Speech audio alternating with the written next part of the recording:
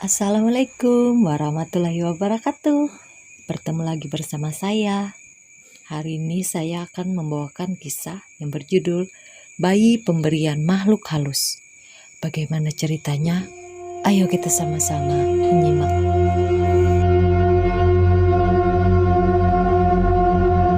Kisah ini berawal ketika Tejo, warga sebuah desa di daerah Kebumen, sedang menanam jagung di kebun miliknya. Jarak antara kebun ke rumah Tejo sekitar 1 kilometer jauhnya. Suatu hari, ketika sedang merapikan dan merawat ladangnya, hujan tiba-tiba saja turun sangat deras. Sampai malam menjelang, hujan belum juga menunjukkan tanda-tanda akan reda. Tejo sebenarnya sangat ingin pulang untuk bercengkrama dengan istrinya, yang pasti sendirian di rumah, sebab setelah 5 tahun menikah, mereka memang belum dikaruniai momongan. Namun lebatnya hujan, disertai dengan petir dan halilintar, terpaksa harus menahan langkahnya. Untungnya, di tepi perkebunan dia memiliki sebuah gubuk kecil. Di gubuk inilah Tejo berteduh dari guyuran air hujan, sambil menghangatkan tubuhnya di depan ranting-ranting kayu yang sengaja dia bakar. Memang, Tejo kerap menggunakan gubuk ini sebagai tempat istirahat jika kelelahan bekerja. Gubuk itu juga sebagai tempat dia makan siang. Karena berpikir hujan belum juga reda, dia pun berniat tidur di gubuk itu. Tanpa perasaan takut sedikit pun, Tejo merebahkan tubuhnya karena kelelahan. Dia akhirnya tertidur pulas. Entah berapa lama dia tertidur, yang pasti sekitar tengah malam, Tejo terbangun. Dia mendengar sesuatu yang amat mencurigakan. Persisnya suara mengalun sedemikian rupa seperti tangisan seorang bayi. Ya, itu memang tangis bayi. Tapi bayi siapa tengah malam ada di kebun? Pikir Tejo dengan batin bergetar. Dengan memberanikan diri, dia pun membuka pintu gubuk kecilnya. Ketika pintu dibuka, Tejo tersentak kaget dengan penglihatannya. Saat itu dengan jelas dia melihat sesosok wanita bergaun serba putih tengah berjalan di tengah kebun jagung miliknya yang baru tumbuh setinggi lutut. Wanita itu nampak menggendong bayi mungil. Dan rupanya suara yang didengarnya adalah suara tangis si bayi yang ada dalam gendongan perempuan itu. Wanita berwajah putih pucat itu sepertinya tahu dengan kehadiran Tejo. Dia tersenyum sambil menatap lelaki itu. Dipandanginya sedemikian rupa membuat Tejo menggigil ketakutan. Dengan gerakan refleks, dia segera menutup pintu gubuknya. Dengan tubuh gemetar seperti terserang malaria, dia pun segera meringkuk di balai-balai kayu tempat tidurnya. Untuk sedikit mengurangi rasa takut, berulang kali ia membaca ayat kursi. Namun apa yang terjadi? Selagi Tejo berulang kali membaca ayat kursi, tiba-tiba secara mendadak pintu gubuknya terbuka dengan lebar. Bersamaan dengan itu, berhembuslah angin yang sangat kencang. Angin itu selain menimbulkan rasa dingin, juga menimbulkan perasaan kecut di hati Tejo. Tubuhnya kian menggigil, matanya memandang nanar pada sosok-sosok yang berdiri di hadapannya. Aneh, jika tadi yang dilihat Tejo adalah penampakan wujud seorang perempuan bergaun putih yang sedang menggendong bayi, tetapi kali ini yang muncul di hadapannya adalah 2 sosok makhluk halus yang berpasangan. Satu pria dan satu lagi sesosok wanita bergaun putih yang sedang menggendong bayi tadi. Di tengah ketakutan yang nyaris membekukan darahnya, Tejo merasa yakin kalau wanita yang menggendong bayi itu ialah sosok yang tadi dia lihat di tengah kebun miliknya. "Kowe ojo wedi karo aku. Aku tidak bermaksud mengganggumu." Tiba-tiba perempuan menggendong bayi itu membuka percakapan. Tejo tak percaya kalau perempuan itu berbicara padanya. Bukannya hilang rasa takut, dia malah kian menggigil.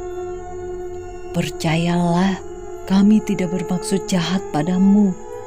Justru kami ingin meminta tolong padamu," kata perempuan penggendong bayi lagi. Setelah sosok wanita itu berkata dengan nada lemah lembut, perasaan hati Tejo lambat laun menjadi tenang. Rasa takut itu perlahan sirna. Bahkan kemudian perasaan takut itu seperti hilang begitu saja. "Pertolongan apa yang bisa kuberikan kepada kalian?" tanya Tejo dengan suara parau. "Kami kesini ingin menitipkan anakku padamu. Anakku ini perempuan, harap kau jaga dia," kata perempuan penggendong bayi. Sedangkan yang lelaki sejak tadi hanya dia membisu. Tejo sepertinya tidak diberi kesempatan untuk memberikan jawaban sanggup atau tidak. Setelah berkata demikian, wanita bergaun putih itu langsung menyerahkan bayinya kepada Tejo. Tak kuasa menolak, Tejo pun menerima bayi itu. Anehnya, ketika bayi itu hendak diletakkan di pangkuannya, tiba-tiba bayi itu menangis dan menjerit seolah tak ingin berpisah dengan ibunya. Mendengar bayinya menjerit dan menangis, perempuan bergaun putih kembali mengambil anaknya dari gendongan Tejo.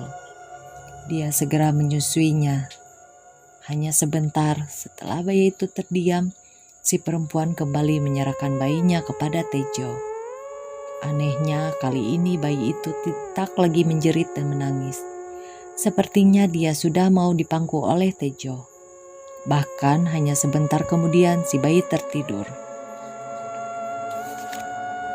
Setelah bayi itu tertidur di pangkuan Tejo, pasangan suami istri misterius itu segera berpamitan pergi. "Mohon maaf, kami tak bisa berlama-lama di sini. Kuharap kau menjaga dan merawat anak kami dengan baik. Mudah-mudahan kelak dia akan menjadi anak yang berbakti. Selamat tinggal Tejo," tutur perempuan bergaun putih itu. Setelah berpamitan demikian, mereka akhirnya pergi meninggalkan Tejo.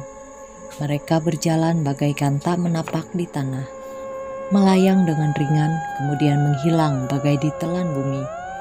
Tejo terpana melihat kejadian itu. Selepas kepergian mereka, Tejo hanya bisa merenungi kejadian aneh yang baru saja dialaminya. Namun, dia tersentak kaget ketika menyadari bahwa setelah 5 tahun menikah dan istrinya, Sugiyarti, mereka memang belum dikaruniai seorang anak pun. "Haruskah aku berterima kasih kepada makhluk misterius itu, sebab mereka telah memberiku seorang anak?" pikir Tejo sambil memandangi bayi dalam gendongannya. Aneh bin ajaib, beberapa lama setelah Tejo memandangi bayi itu dan batinnya terkagum-kagum pada kecantikan si bayi, tiba-tiba bayi itu lenyap dari gendongannya, hilang tanpa bekas. Saat itulah terdengar suara wanita tanpa wujud. "Tejo, jangan khawatir, bayi itu bukannya menghilang, namun telah masuk ke perut istrimu." Tejo hanya bisa diam membisu dengan batin berkecamuk. Ia masih ingat betul siapa pemilik suara itu. Ya, dia adalah perempuan bergaun putih yang tadi menemuinya dan menitipkan bayi padanya. Selepas kejadian itu, Tejo hampir tak bisa memicikan matanya. Dia baru tertidur ketika subuh menjelang, dan pagi harinya setelah bangun tidur, Tejo masih belum percaya 100% dengan apa yang dialaminya semalam. Dia masih bingung apakah yang dialaminya nyata atau hanya sekedar mimpi. Karena penasaran, siang itu Tejo mendatangi Mbah Wagimin, orang pintar di kampungnya. Maksudnya tak lain untuk menanyakan peristiwa yang baru dialaminya. Setelah sampai di rumah Mbah Wagimin, Tejo langsung menceritakan apa yang dialaminya semalam. Setelah melakukan mediasi beberapa saat, Bahwa Gimin menerangkan bahwa apa yang dialami Tejo bukanlah sekedar mimpi, tapi akan jadi kenyataan. Bahwa Gimin menerangkan makhluk halus itu akan segera menitiskan anaknya ke dalam perut istri Tejo, Sugiyarti. Artinya, Sugiyarti akan segera hamil dan mempunyai anak perempuan. Tejo juga menceritakan pengalaman anehnya kepada Sugiyarti, tetapi dia sengaja tidak menceritakan apa yang dijelaskan oleh Mbah Wagiman, sebab dia takut istrinya akan histeris bila mendengarkan ramalan Mbah Wagiman itu. Aneh memang, beberapa bulan kemudian Sugiyarti ternyata memang hamil. Bulan demi bulan berlalu dan tibalah masa kelahiran anaknya. Saat proses kelahiran si jabang bayi, ada peristiwa aneh yang mengiringi proses kelahirannya. Ketika itu hujan deras turun dengan tak henti-hentinya. Kemudian disusul dengan bunyi petir yang bersahut-sahutan. Entah pertanda apa itu. Walau persalinan hanya menggunakan jasa dukun beranak, namun untunglah bayi itu lahir dengan selamat. Ajaibnya lagi, bayi itu lahir dengan jenis kelamin perempuan. Tejo memberi nama anaknya Sri. Bayi itu mereka rawat dengan baik, dan sejak itulah kejadian aneh dan ganjil selalu menyertai perjalanan hidup anak mereka. Di antaranya jarang sekali Sri menangis, walau terkadang sering ditinggal ibunya untuk mencuci. Malah Sugiyarti sering merasa heran, sebab kadang-kadang Sri tertawa sendirian seperti ada yang mengajak bercanda. Tejo sering berpikir mungkin ibu gaibnya yang mengajaknya bercanda, dan puncak dari keanehan yang menyertai Sri berlangsung ketika usianya menginjak usia 7 tahun. Bayi itu menunjukkan keistimewaannya.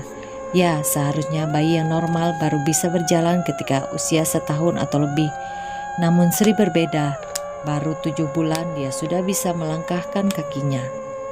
Menurut orang pintar yang menyebabkan Sri sudah bisa berjalan karena ada yang mengajarinya, yaitu kedua orang tua yang berasal dari makhluk halus. Seiring dengan berjalannya sang waktu, keanehan demi keanehan selalu menyertai Sri. Namun di balik itu, anak itu juga sering membuat ulah atau boleh dikatakan sifatnya terlalu hiperaktif. Jika tidak boleh dikata nakal, dia kerap menjahili teman sepermainannya sehingga lawan mainnya sering menangis dibuat olehnya. Walau begitu, Sri jarang menderita sakit. Tentunya ini membuat Tejo dan istrinya sebagai orang tua Sri gembira karena tidak pernah membawa anaknya ke rumah sakit.